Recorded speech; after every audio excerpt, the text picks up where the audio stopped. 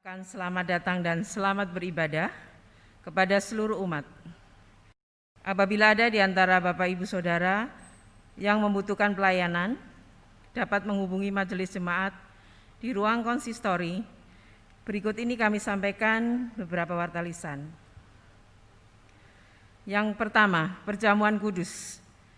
Pada hari ini akan dilaksanakan perjamuan kudus menyambut Minggu Advent bagi anggota jemaat yang sudah baptis dewasa dan mengaku percaya atau sidi dan tidak dalam pengembalaan khusus dapat mengikuti perjamuan kudus hari ini. Bagi anggota jemaat yang tidak dapat hadir di gereja, dapat mengikuti perjamuan kudus partisipatif pada pukul 9 saat dilaksanakan live streaming. Yang kedua, peneguhan dan pemberkatan pernikahan.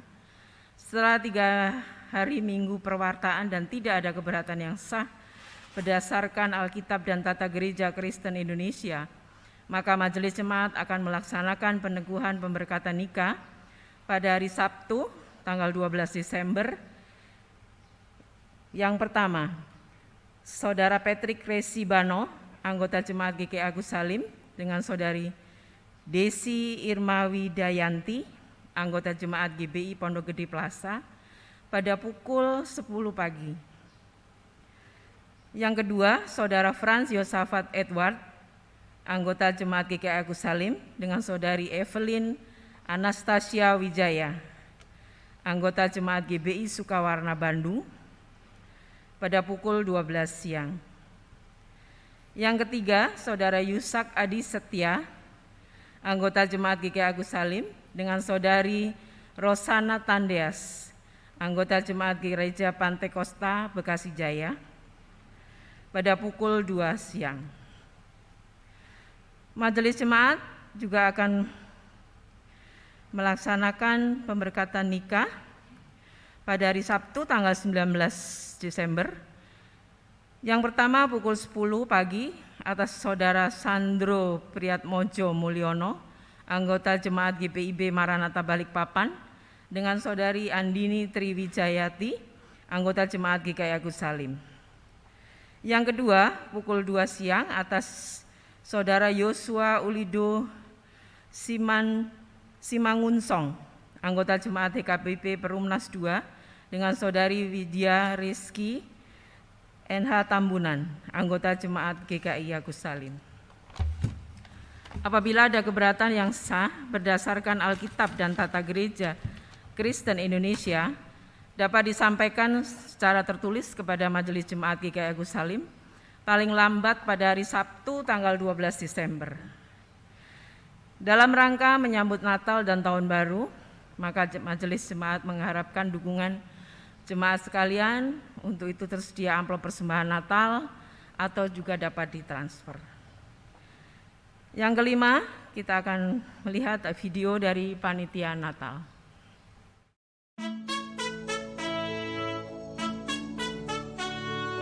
Halo semuanya. Halo, selamat hari Minggu. Aku Ahas. Nama aku Mary. Siapa nih yang kangen buat merayakan Natal bersama-sama? Kita bakal kasih tahu ke jemaat semua agenda Natal GKI Agus Salim 2020. Kita mulai dari hari pertama ya, Minggu 29 November 2020 dengan tema ketika pohon Allah bertunas jam 30 dan jam 9. Selanjutnya, ibadah Minggu Advent kedua pada tanggal 6 Desember 2020 pukul setengah 7 pagi dan 9 pagi waktu Indonesia bagian Barat dengan tema menanti dengan aktif. Nah, buat Oma dan Opa, yuk sama-sama ikut merayakan Natal lansia secara online pada hari Rabu tanggal 9 Desember 2020 jam 10 pagi waktu Indonesia bagian Barat. Jangan sampai tidak ikut karena akan ada penampilan spesial dari Hawi Pirena. Advent ketiga akan dilaksanakan pada tanggal 13 Desember 2020 dengan tema bukan aku melainkan dia. 6.30 dan jam 9 akan ada penampilan dari Lamu Webe. Jemaat rindu untuk bisa berbagi kepada sesama. Yuk ikutan Christmas Carol. Barang-barang yang bisa dikumpulkan adalah voucher, hand sanitizer, dan juga makanan. Ayo para muda, remaja dan pemuda GKI Agus Salim, rayakan dan ikuti kebaktian Natal Komisi Remaja dan Pemuda Sabtu 19 Desember 2020 dengan tema siang Christmas New Normal dimulai jam 6 sore melalui Zoom. Tahu nggak, di Minggu Advent yang keempat ada yang berbeda loh. Apa itu Mary? Masa kamu nggak tahu sih? Minggu Advent keempat itu berbarengan dengan peringatan Hari Ibu. Benar sekali. Dengan tema sesungguhnya aku ini hamba Tuhan sangat pas sekali bagaimana kasih sayang seorang ibu kepada kita. Iya benar. Maka dari itu, ungkapkanlah tanda terima kasih kita kepada Ibu atas kasih sayangnya selama ini. Untuk teman-teman sekolah minggu, perayaan Natal akan dibagi menjadi 2, yaitu kelas besar dan kelas kecil. Kelas kecil akan akan dirayakan pukul 7 melalui Zoom, akan banyak penampilan menarik yang sudah dipersiapkan oleh kakak-kakak sekolah minggu. Kalau untuk teman-teman kelas besar, perayaan Natal akan dilakukan 20 Desember jam 9 pagi. Datang ya, ada penampilan menarik loh dari kakak-kakak sekolah minggu. Wah, besok udah Natal loh. Malam Natal dengan tema Jangan Takut Juru Selamat Dunia Telah Lahir, Kamis tanggal 24 Desember 2020, jam 5 dan setengah 8. Dan di perayaan ini, kita juga bakal tahu siapa aja di antara kita yang menang lomba. Jangan sampai terlewatkan, apalagi kalau kamu salah satu pemenangnya. Minggu Epiani tanggal 27 Desember 2020 dengan tema Kelahirannya Melegakan Jiwa, jam 30 dan jam 9, akan ada persembahan pujian dari Bulu Tangkis. Sebentar lagi kita akan merayakan pergantian tahun ke 2021. Apakah jemaat GKI Agus Salim siap? Ibadah malam tahun baru dengan tema bijaksana di akhir tahun akan dilakukan Sabtu 31 Desember pukul 5 sore dan setengah 8 malam. Menampilkan benar-benar special guest. Siapa sih special guest-nya? Kasih tau dong. Krunya adalah orang-orang yang ada di belakang panggung pelaksanaan Natal 2020 ini. Selamat tahun baru 2021. Happy New Year 2021. Happy New Year Mary. Mari kita memulai awal tahun kita dengan beribadah bersama dengan tema Berdamai dengan Kebaruan yang akan dilaksanakan pada 1 Januari pukul 8 pagi. Wah, acaranya seru-seru ya. Makanya jangan lupa ikutin setiap acaranya ya. Pakai masker, stay safe, dan stay happy ya. Sampai jumpa.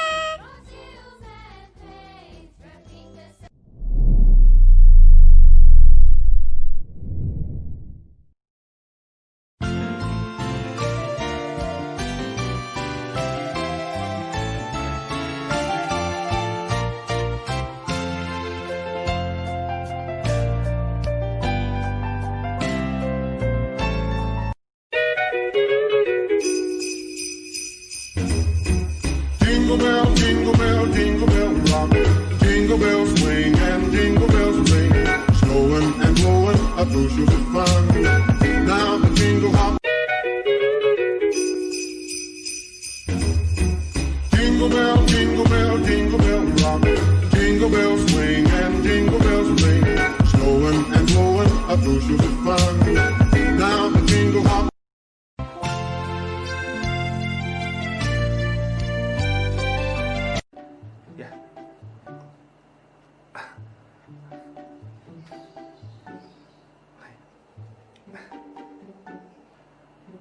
Ngomong-ngomong soal Natal, saya memang pohon Natal tuh harus pohon cemara ya.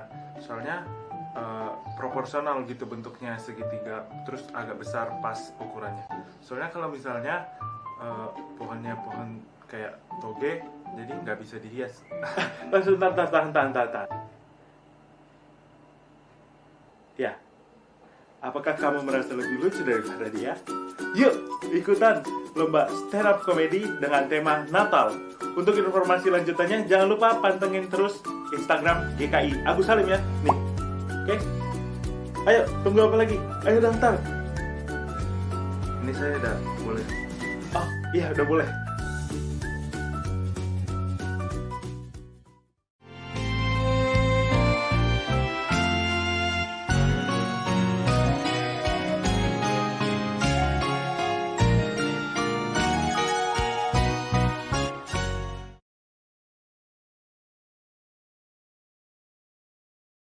Atas perhatian umat, kebaktian umum hari ini dilayani oleh Pendeta Melanie Ayub Ekne. Mari kita memasuki saat teduh.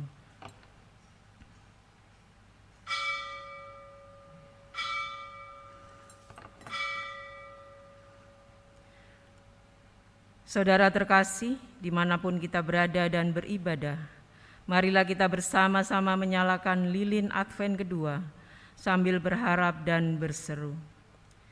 Sinarilah kami ya Allah, Sang Sumber Kedamaian, sebab terang-Mu menghalau kegelapan dunia, mengundang setiap orang dalam jalan pertobatan, memanggil setiap orang untuk mengerjakan kebaikan.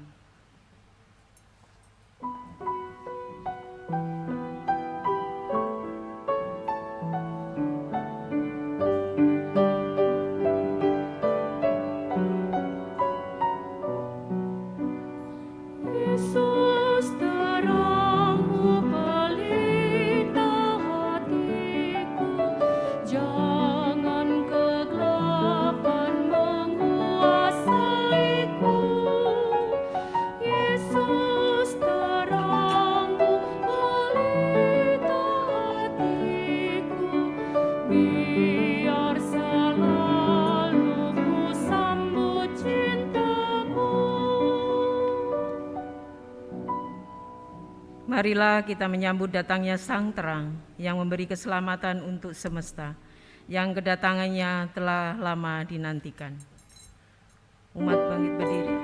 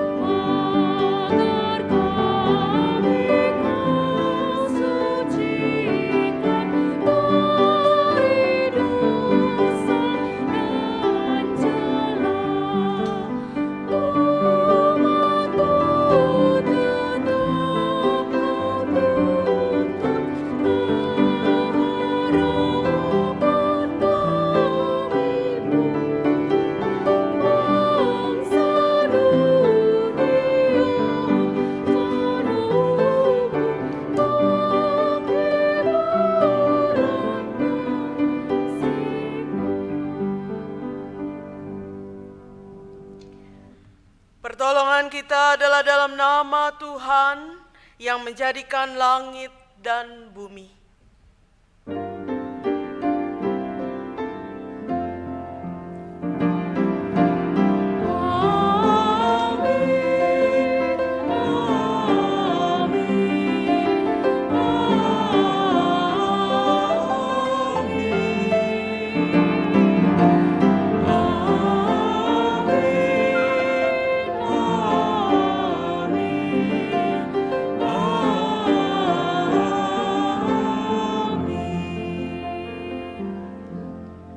Tuhan beserta saudara. Dan beserta saudara juga.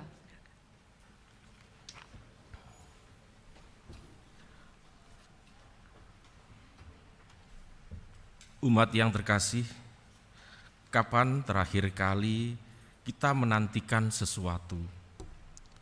Bagaimana perasaan dan suasana hati kita saat itu? Menanti dapat menjadi kegiatan yang paling membosankan atau sebaliknya menggairahkan. Tergantung pada apa yang kita nantikan dan sikap kita dalam menantikannya. Yohanes Pembaptis menggunakan momen penantian akan kedatangan Kristus dengan mempersiapkan jalan baginya. Kita juga perlu terus menghayati Sang Juru Selamat yang sudah datang, sedang datang, dan akan datang itu. Mari kita mengakui segala dosa kita dalam doa pengakuan dosa. Umat diberi kesempatan untuk berdoa secara pribadi.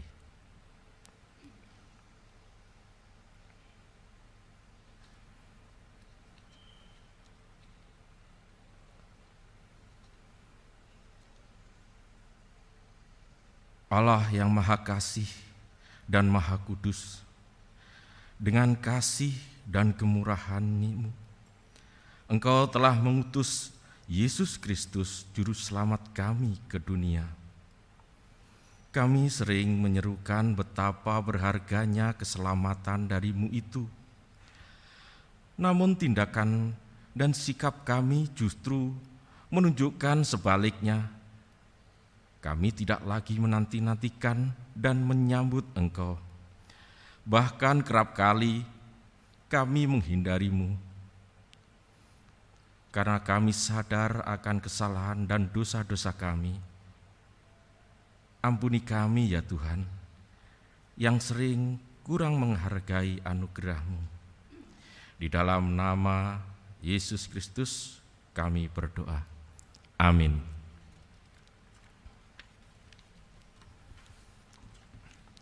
Kami undang bangkit berdiri. Berita anugerah bagi kita yang telah mengakui dosa-dosa kita. Pengampunan Kristus tersedia bagi kita.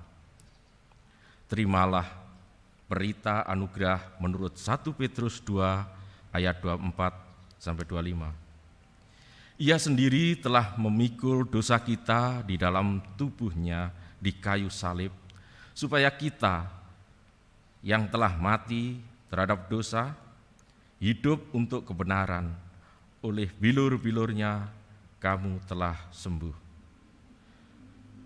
Sebab dahulu kamu sesat seperti domba, tetapi sekarang kamu telah kembali kepada Gembala dan pemelihara jiwamu.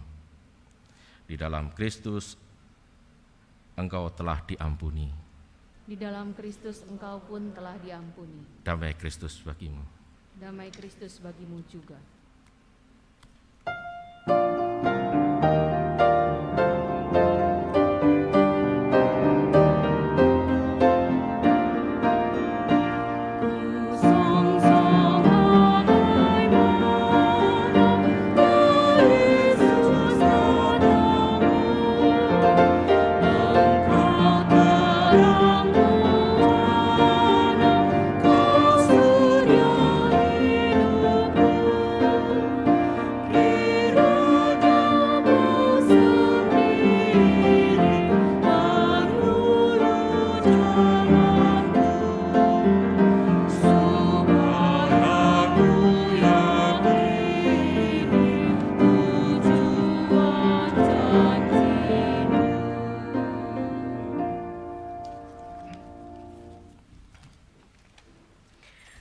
Jemaat yang dikasihi Tuhan, sebelum kita membaca dan merenungkan firman Tuhan, mari kita bersama berdoa. Ya Allah Bapa kami, Allah yang selalu memelihara dan memimpin kehidupan kami. Kami bersyukur kalau saat ini kami boleh menghadap kehadirat-Mu. Baik kami yang ada di dalam gedung gereja ini, maupun saudara-saudara kami yang bersama dengan kami beribadah di rumah. Kami yakin dan percaya Tuhan, Engkau hadir.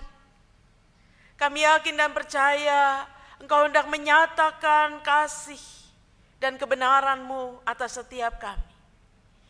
Karena itu ketika kami mau membaca dan merenungkan firman-Mu, biarlah Tuhan saja yang boleh berbicara, Tuhan yang boleh menaruh kebenaran firman dan memeteraikannya dalam hati kami. Sehingga kami boleh menyambutnya, kami boleh sungguh-sungguh merenungkannya, dan Roh Kudus menolong kami untuk boleh mengartikan dengan benar. Karena itu bersabdalah ya Tuhan, kami sedia untuk mendengar. Di dalam Kristus kami berdoa.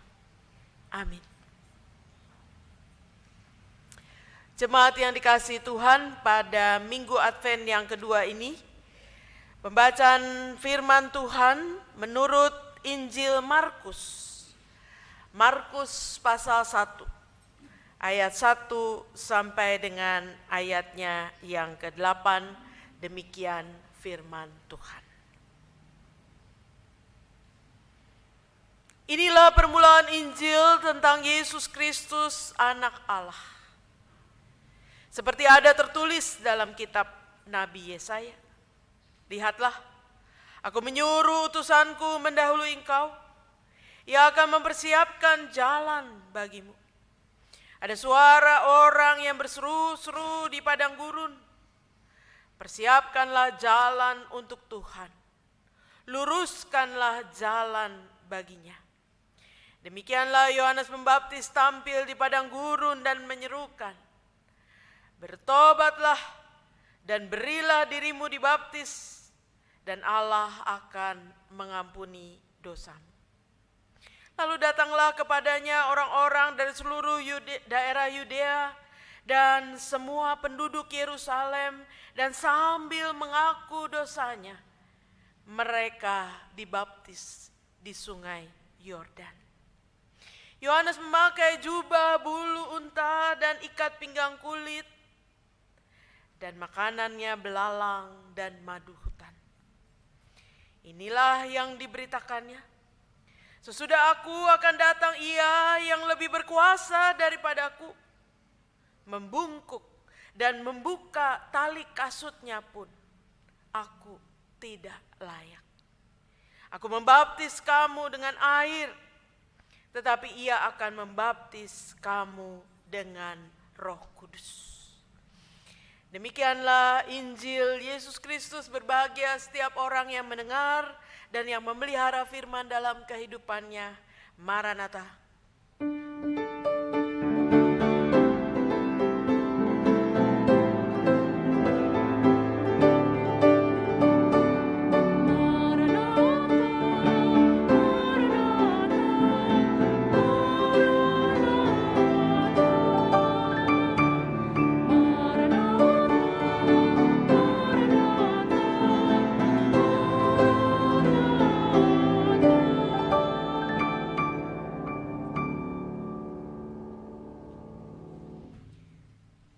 Sebelum kita merenungkan firman Tuhan, kita akan melihat tayangan yang disiapkan oleh Panitia Natal.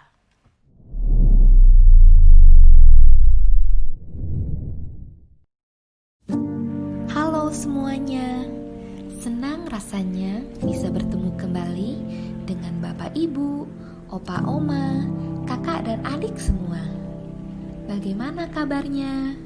Semoga sehat selalu ya. Jangan lupa untuk terus menjaga kesehatan dan tetap menggunakan masker, jaga jarak, maupun mencuci tangan. Saat ini, aku sedang menanti. Apakah pernah Bapak Ibu, Opa Oma, kakak dan adik menanti?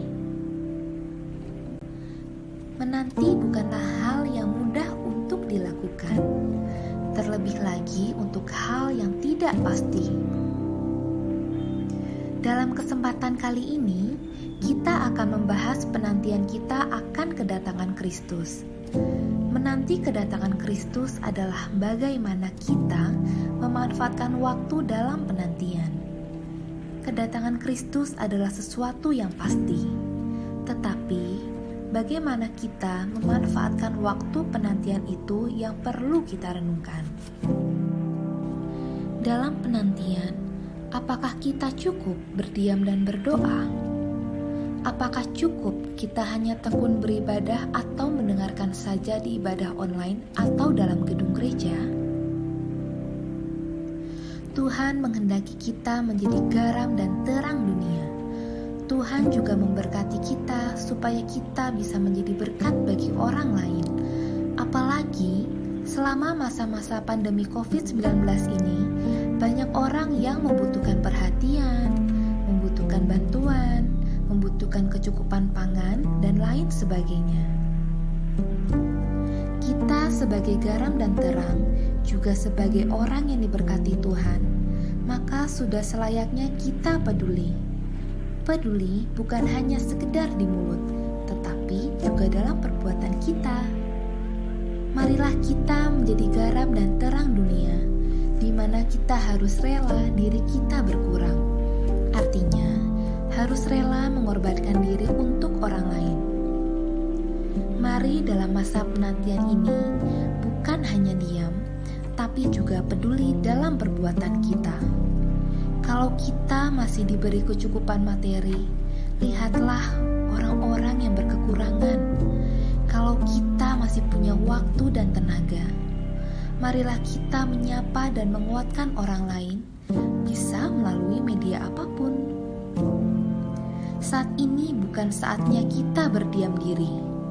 Marilah kita mengorbankan waktu, tenaga, dan apa yang kita miliki untuk orang lain. Mari kita isi penantian kita dengan peduli dengan orang lain.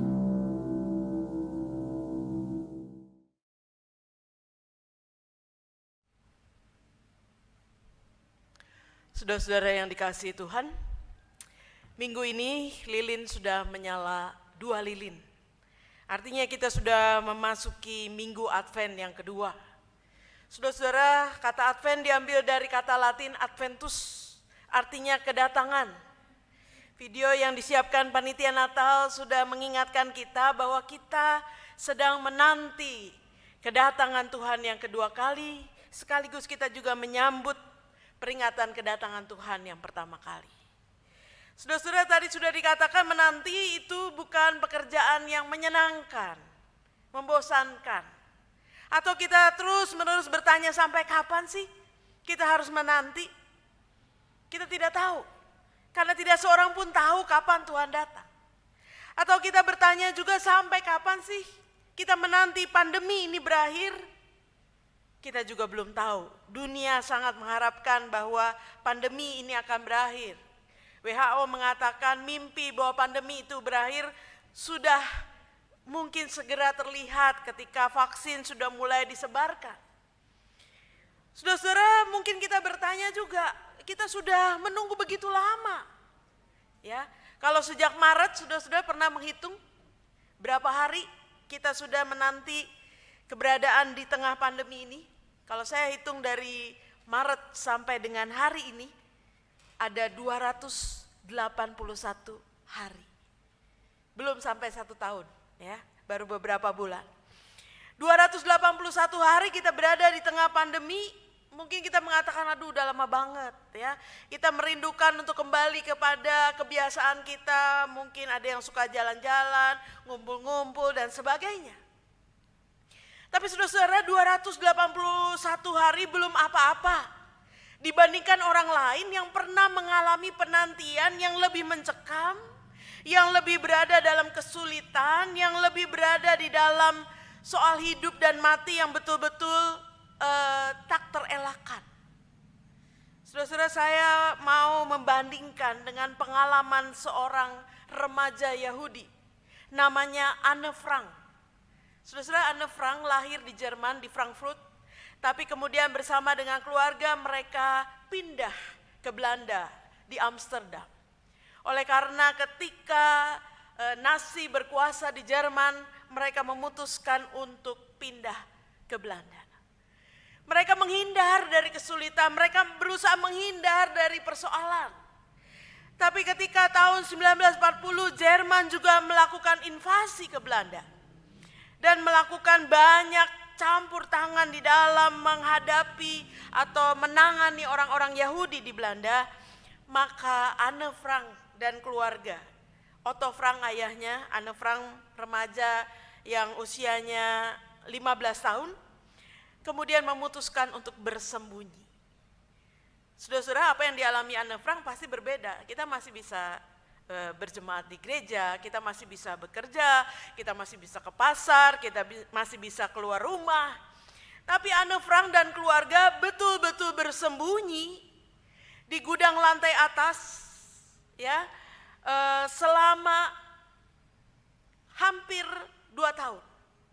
Jadi saudara-saudara, mereka bersembunyi di lantai atas, di bawahnya itu kantor. Jadi setiap hari ada orang yang bekerja di bawah. Dan setiap jam kantor, Anne Frank dan keluarga di atas tidak boleh bersuara. Betul-betul harus diam, harus hati-hati, jangan sampai mengeluarkan suara, jangan sampai menaruh kecurigaan bagi orang yang sedang bekerja di lantai bawah. Jadi saudara bisa bayangkan di jam kantor itu mereka betul-betul agak tersiksa, ya, harus menahan diri. Mereka baru sedikit bebas pada hari Minggu, karena hari Minggu tidak ada kantor, mereka cukup bebas untuk leluasa beraktivitas. Tapi ada jam-jam di mana mereka harus menahan diri. Dan tahun 1944, Anne Frank kemudian bersama dan keluarga ditemukan ada pengkhianatan. Tentu ada orang yang menolong mereka, ada keluarga-keluarga yang memberikan makanan kepada mereka supaya mereka bisa bertahan, tapi tetap juga ada orang-orang yang mengkhianati kepercayaan sehingga keluarga Otto Frank dan termasuk anaknya Anne Frank akhirnya ditemukan dan dikirim ke kamp konsentrasi. 1 tahun kemudian, tahun 1945, Anne Frank meninggal dalam usia yang masih sangat muda, 15 tahun. Dia tidak tahan di kamp konsentrasi yang penuh dengan tekanan-tekanan, tetapi juga pada saat itu ada virus, tipes dan sebagainya di tengah kamp yang sangat padat dengan orang dan akhirnya tidak bertahan. Hanya ayahnya Otto Frank yang bertahan, survive dari keluarga. Dan kemudian menemukan diary yang ditulis oleh Anne Frank selama 761 hari dalam persembunyiannya di lantai atas, atau yang seringkali disebut secret annex, tempat yang secret untuk Anne Frank. 761 hari itu menghasilkan buku diary. Anne Frank ini suka membaca, suka menulis. Dan akhirnya dia menulis banyak hal tentang kehidupannya, tentang harapannya, tentang ketakutannya, tentang mimpinya. Dan kemudian tulisan itu dipublish oleh Otto Frank dengan judul The Diary of the Young Girl, ya, yang diterjemahkan dalam lebih dari 60 bahasa. Saudara-saudara, apa yang mau ditunjukkan dalam pengalaman seorang remaja Yahudi yang berada dalam tekanan, yang berada dalam ancaman? Dia tidak menanti dengan diam, sekalipun dia harus tersiksa di lantai atas dan harus berada dalam kondisi yang waspada setiap saat. 761 hari menghasilkan diary yang bisa dibaca banyak orang, yang bisa menginspirasi banyak orang. Salah satu kutipannya yang sangat menarik adalah dia mengatakan, I still believe that people are really good at heart.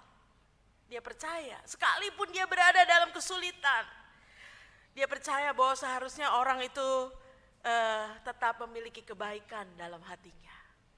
Saudara-saudara, apa yang dituliskan oleh Anne Frank itu mau mengatakan kepada saudara dan saya, menanti bukan berarti dalam diam. Menanti bukan berarti bengong dan tidak melakukan apa-apa.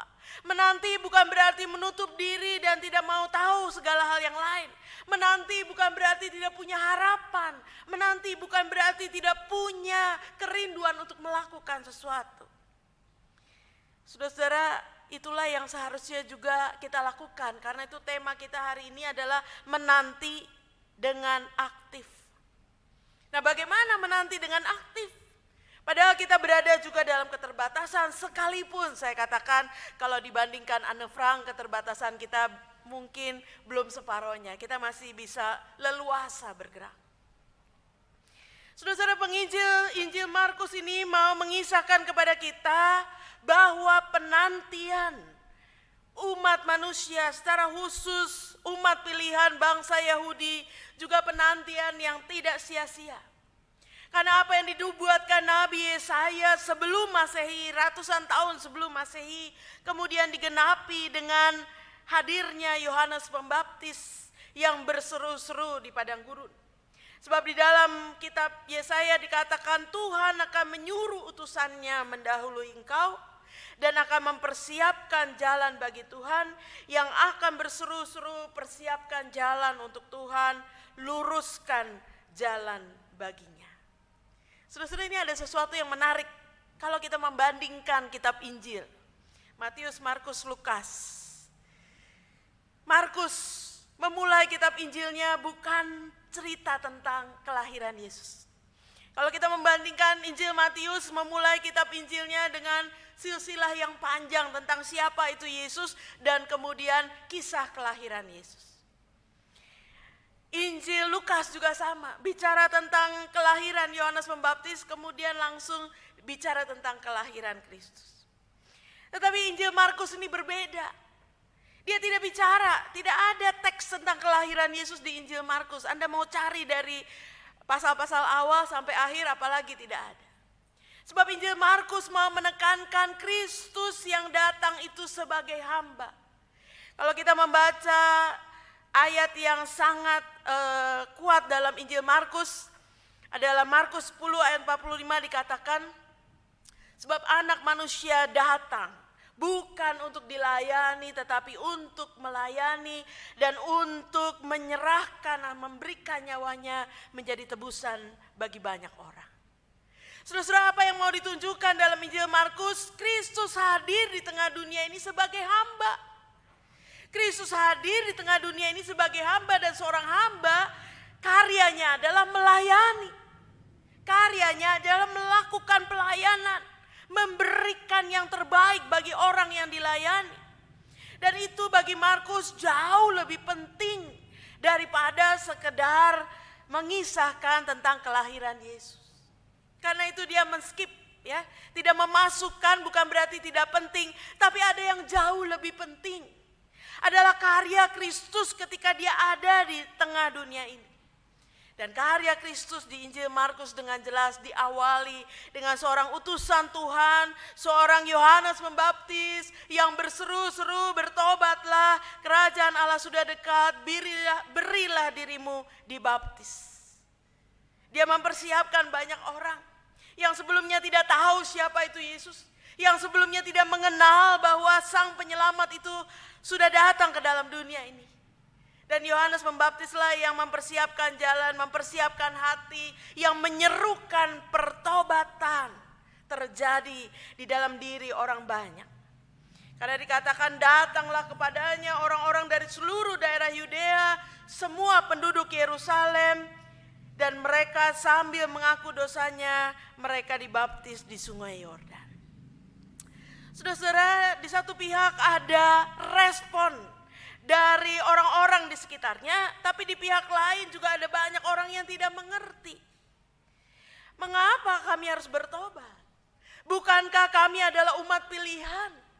Orang Yahudi adalah bangsa pilihan Allah. Bukankah kami adalah keturunan Abraham? Kami adalah orang benar, mengapa kami harus bertobat? Saudara-saudara, pertanyaan itu yang sering juga ditanyakan. Saya meyakini sampai saat ini pertobatan demi pertobatan terjadi dalam kehidupan anak manusia di tengah dunia ini. Ketika orang mengakui siapa Tuhan, menyadari keberadaan dirinya. Tetapi saya mau mengatakan, sering kali orang juga mengatakan, saya nggak perlu bertobat.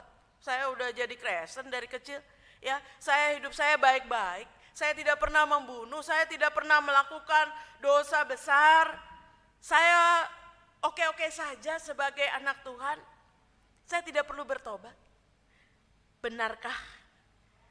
Kalau itu pernah terpikirkan atau terucapkan dari kata-kata kita, benarkah demikian? Sebab apa yang disampaikan oleh Yohanes Pembaptis melalui Injil Markus juga berlaku atas saudara dan saya. Pertobatan adalah metanoia, dalam bahasa Yunani adalah berbalik dari perbuatan dan perilaku yang sebelumnya kita akui tidak benar dan kemudian kita merubahnya. Melakukan sesuatu yang benar seperti yang Tuhan mau. Dan karena itu saudara-saudara, pertobatan tetap dibutuhkan oleh kita sekalian. Saudara dan saya adalah orang-orang yang terus-menerus harus hidup dalam pertobatan. Sebab bertobat berarti mengakui bahwa saya membutuhkan Tuhan. Tanpa Tuhan, saya bukan siapa-siapa. Dan saya tidak bisa melakukan apa-apa. Saudara-saudara, banyak orang seringkali menganggap bahwa segala sesuatu itu otomatis. Semuanya mengalir. Apa adanya, sesuatu yang otomatis. Saya tidur, besok saya bangun. Saya hari ini makan, besok juga saya pasti makan. Dan segala sesuatunya seolah berjalan otomatis.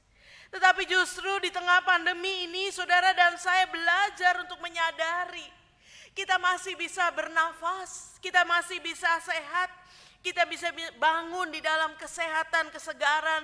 Itu sungguh adalah berkat Tuhan yang luar biasa yang terjadi pada diri kita. Tidak ada yang otomatis, semuanya adalah pemberian Tuhan, semuanya anugerah Tuhan. Saudara dan saya justru disadarkan kita membutuhkan Tuhan. Hidup kita harus bergantung pada Tuhan, bukan pada kekuatan diri kita sendiri. Kalau masih ada yang bergantung pada kekuatan dirinya sendiri, firman Tuhan katakan bertobatlah. Yang kedua, saudara-saudara, pertobatan berarti saya tidak lagi menjadi orang yang mengatakan, ya semuanya kan terserah saya. Hidup ini kan ya saya lah yang ngatur, ini kan hidup-hidup saya, semau saya deh. Tetapi sekali lagi pertobatan mengajak kepada kita untuk stop. Hanya memikirkan diri kita sendiri. Tetapi kita menjadi orang-orang yang terbuka, yang berbalik dan melihat bagaimana ada banyak orang yang perlu kita pedulikan. Kalau hari ini kita cuma memikirkan soal pandemi, ada di daerah lain di Indonesia, di Sumatera banjir besar yang menutupi perumahan mereka. Ada yang gunung meletus di Semeru, di Merapi yang harus mengungsi.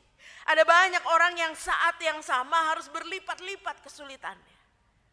Karena itu saudara-saudara, firman Tuhan mau mengajak kepada kita, pertobatan itu berarti kita tidak terbiasa dengan gaya kita dan pola kita yang lama, tapi mari kita merubah seperti yang Tuhan mau. Tidak hanya memikirkan diri kita sendiri, tapi betul-betul terbuka. Apa yang saya bisa lakukan? Tadi video Natal mengajak kepada kita untuk mau berkorban bagi orang lain, untuk mau berbagi bagi orang lain. Ada banyak kesempatan yang kita bisa lakukan. Mulai dari hal yang kecil sampai hal yang besar. Panitia Natal punya program Christmas Carol untuk berbagi juga bagi para lansia, para diakonia, untuk juga mengalami sukacita Natal. Dan kita diajak terlibat di dalam. Tetapi saudara-saudara, pertobatan yang ketiga adalah pertobatan di mana tidak cukup kita mengatakan saya tahu tentang Tuhan, saya kenal Tuhan, saya tahu Yesus. Tetapi saudara dan saya diajak bukan cuma tahu, bukan cuma mengenal dengan pikiran kita, tapi saya mengalami Tuhan dalam hidup saya. Saya berakar, bertumbuh dan berbuah di dalam Tuhan. Dan saya betul-betul hidupku bukannya aku lagi, tapi Kristus yang ada di dalam aku. Saudara-saudara, itu yang perlu sungguh-sungguh kita lakukan. Sebagaimana yang disebutkan oleh Yohanes Pembaptis. Dia bukan hanya orang yang mengumpulkan massa dan merasa dirinya hebat karena dia punya pengikut yang banyak. Ada banyak orang yang mengikuti dia, banyak orang yang mengikuti arahan dia. Tetapi ayat 7 dia katakan, sesudah aku akan datang orang yang lebih berkuasa daripadaku. Membungkuk dan membuka tali kasutnya pun aku tidak layak. Saudara-saudara, apa yang dikatakan oleh Yohanes Pembaptis di sini ditunjukkan betapa Yohanes Pembaptis juga mengalami betapa dia sungguh-sungguh rendah hati di hadapan Tuhan. Dia tahu siapa Tuhan dan dia menempatkan dirinya dengan benar, membungkuk dan membuka tali kasutnya pun aku tidak layak. Itu berarti betapa berkuasanya Tuhan, betapa mulianya, betapa kudusnya Tuhan. Dan saudara-saudara, saudara dan saya sedang memasuki minggu Advent. Kita sedang menantikan Tuhan datang. Dan Tuhan yang datang itu Tuhan yang akan datang dalam kekudusan. Kalau Advent yang pertama Tuhan datang dalam damai sejahtera, sukacita di bumi. Tetapi Advent yang kedua Tuhan akan datang dalam kekudusan, dalam penghakiman. Dan disitulah ada rasa gentar. Apakah saya siap untuk saya menyambut kedatangan Tuhan? Apakah saya layak untuk berhadapan dengan Tuhan? Dan karena itu saudara-saudara, yang perlu kita lakukan adalah mari kita hidup dalam pertobatan. Pertobatan yang seperti apa? Ketika kita tidak jalan sendiri, semau kita sendiri, tetapi kita betul-betul meluruskan segala sesuatu yang memang perlu diluruskan. Meratakan segala sesuatu yang perlu dibentuk. Entah sikap kita, karakter kita, gaya hidup kita. Apapun. Di tengah pandemi ini ada banyak kesempatan di mana kita berada bersama dengan keluarga, tapi juga tidak terpungkiri keberadaan yang terus-menerus bisa menimbulkan konflik, perselisihan. Ketika kita jarang bertemu dengan teman, sekalinya ketemu mungkin kata-kata kita bisa menyakitkan orang lain, menyinggung perasaan orang lain. Dan kita mungkin tidak menyadari, karena kita anggap itu sesuatu yang biasa saja. Tapi sekali lagi, firman Tuhan mengajak kita, mari kita menyambut Advent ini dengan pertobatan. Membentuk, meluruskan, membereskan diri kita, supaya kita siap menyambut kedatangan Tuhan di dalam kekudusan, di dalam kesetiaan. Dan firman Tuhan, tema kita hari ini, jangan pasif. Jangan diam-diam saja. Tapi mari kita gunakan kesempatan kita dengan aktif, lakukan sesuatu yang kita bisa lakukan. Sebab Kristus datang dengan karya mengorbankan diri, mengorbankan nyawanya bagi kita yang sebentar lagi akan kita rayakan dalam perjamuan kudus. Kita diingatkan bahwa Kristus datang bukan untuk hanya menunjukkan kuasanya, tapi dia merendahkan diri menjadi hamba untuk melayani saudara dan saya. Kita dipanggil juga untuk memakai kesempatan kita berjuang demi supaya orang-orang bisa mengingat Tuhan. Ada hal-hal yang harus kita luruskan, ada hal-hal yang harus kita bereskan, ada hal-hal yang harus kita ubah. Supaya apapun yang kita lakukan, apapun yang kita katakan, apapun yang kita tunjukkan, membuat orang lain memandang kepada Tuhan. Membuat orang lain rindu kepada Tuhan. Membuat orang lain mengingat akan Tuhan. Ada banyak hal yang bisa kita lakukan. Ada banyak kebaikan yang bisa kita sebar. Ada banyak wujud kasih yang bisa kita nyatakan. Mari kita tunjukkan itu. Mari kita menanti dengan aktif.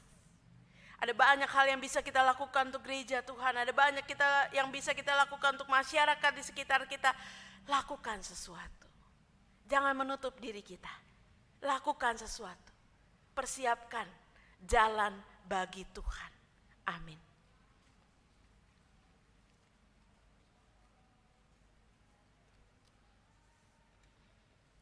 Kita akan mendengarkan pujian dari Saudara Astrid dan keluarga.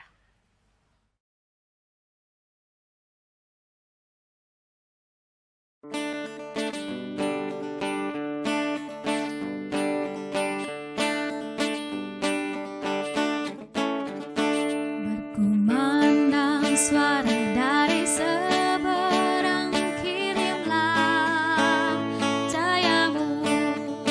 Banyak jiwa dalam dosa mengerang,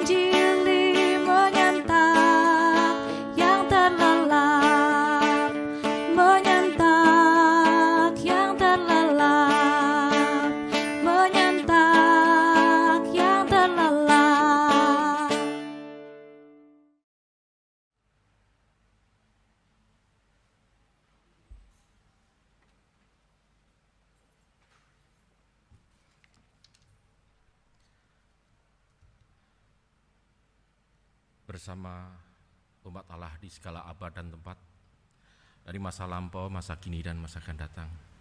Marilah kita bersama-sama mengikrarkan pengakuan iman rasuli kita demikian.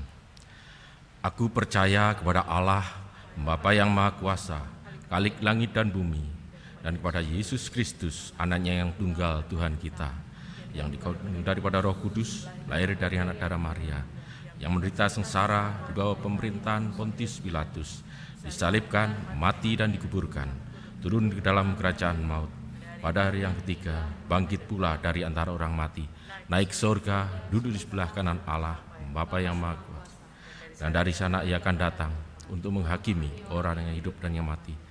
Aku percaya kepada Roh Kudus, gereja yang kudus dan am, persekutuan orang kudus, pengampunan dosa, kebangkitan orang mati, dan hidup yang kekal.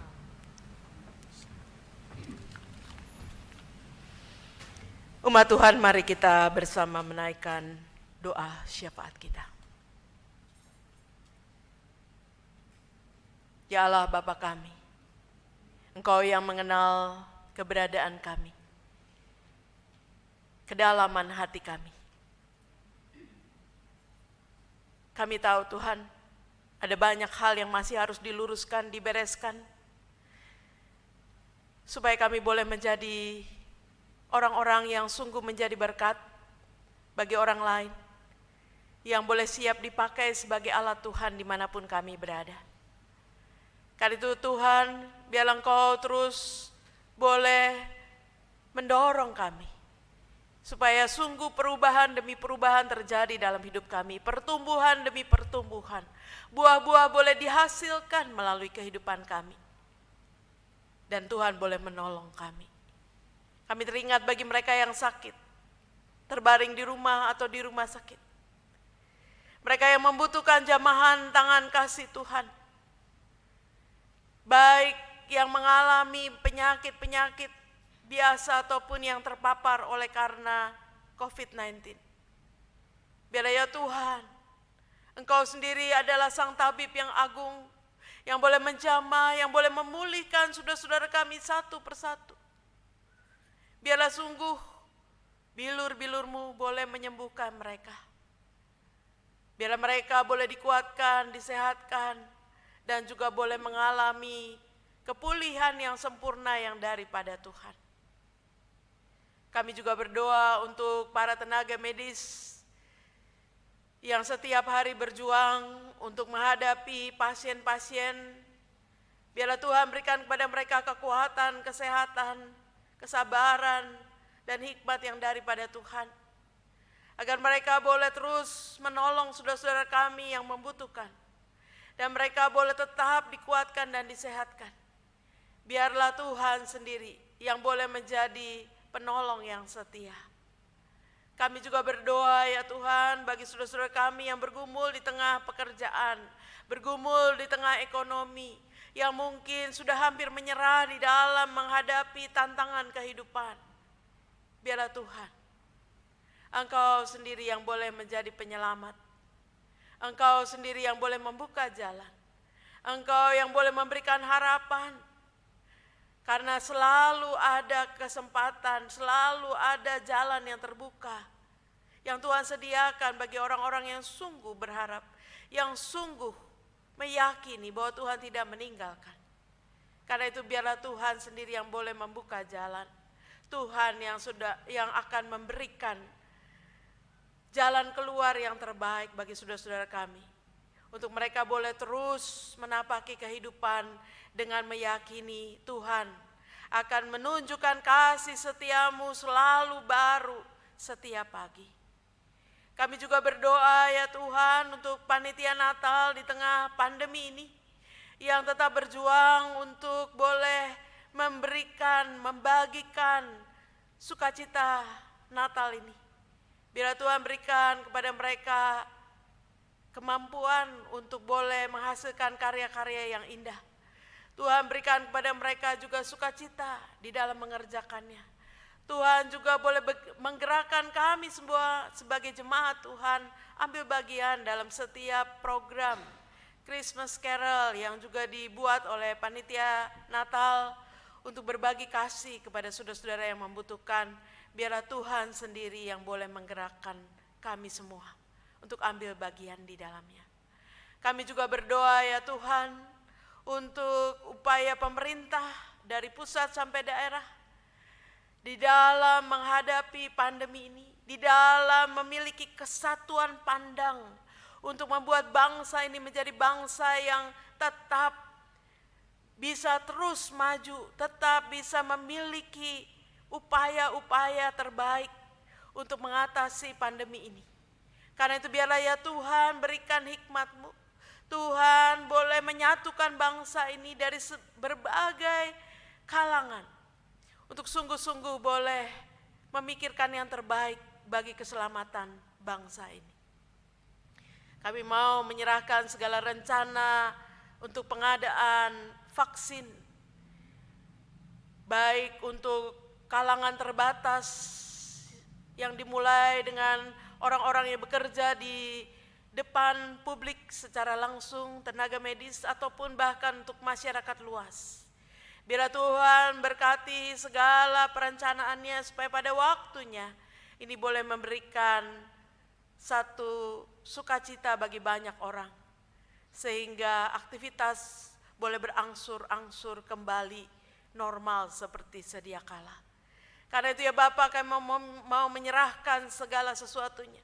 Mau menyerahkan hidup kami. Mau menyerahkan segala hal yang kami pikirkan, yang kami pergumulkan. Hanya ke dalam tangan Tuhan. Karena kami tahu Tuhan sanggup melakukan segala perkara bagi kebaikan setiap kami. Dalam Kristus kami berdoa. Amin.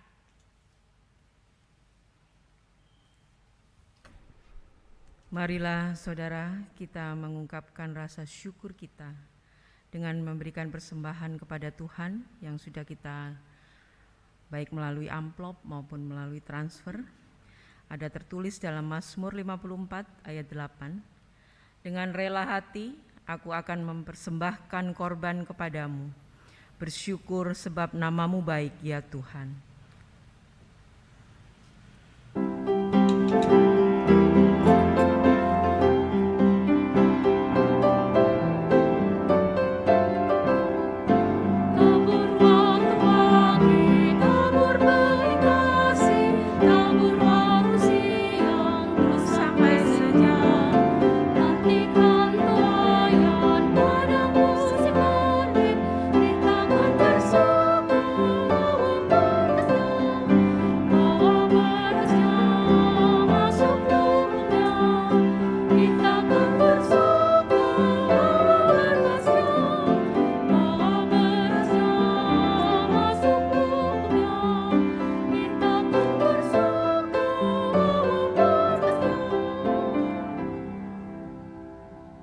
Bapa yang Maha Kasih, puji dan syukur kami naikkan ke hadirat-Mu yang kudus atas kasih, penyertaan, pemeliharaan-Mu dan kelimpahan berkat-Mu yang tidak terhingga atas hidup kami semua. Saat ini Tuhan, kami bersyukur melalui persembahan yang kami bawa ini. Kiranya Tuhan menerima, menguduskan dan menyucikannya, sehingga menjadi berkat bagi sesama kami di dalam pelayanan Gereja Agus Salim ini. Ingatkan kami ya Tuhan untuk senantiasa mempersembahkan hidup kami dan waktu kami sebagai persembahan yang hidup, kudus dan berkenan di hadapan-Mu. Dalam nama anak-Mu yang tunggal Tuhan kami Yesus Kristus kami berdoa. Amin.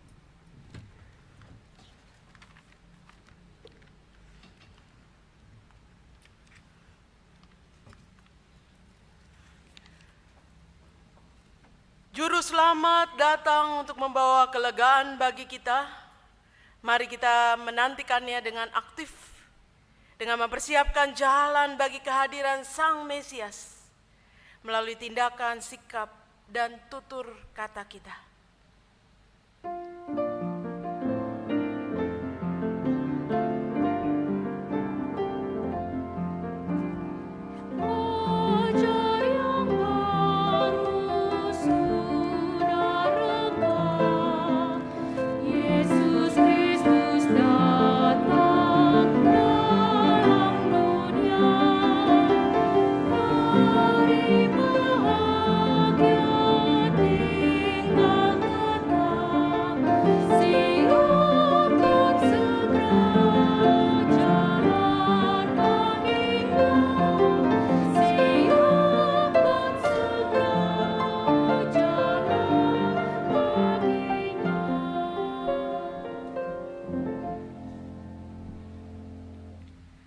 Jemaat Tuhan, arahkan hatimu kepada Tuhan.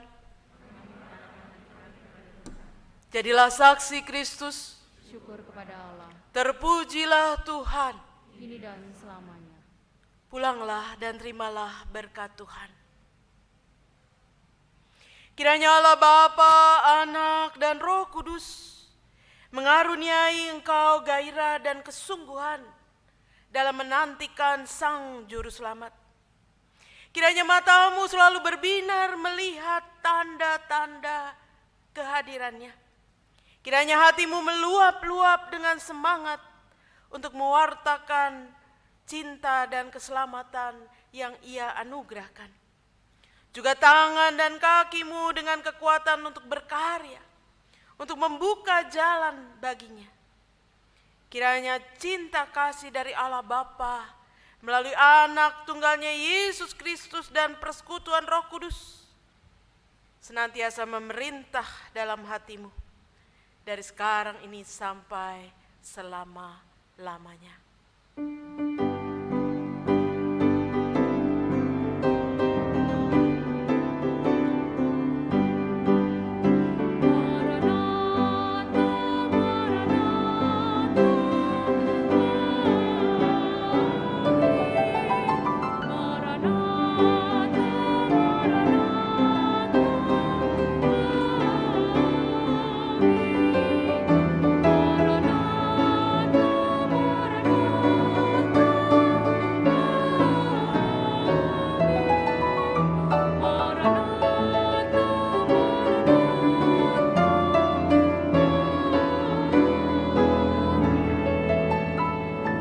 Umat tetap berdiri, kita akan menyanyikan lagu tema.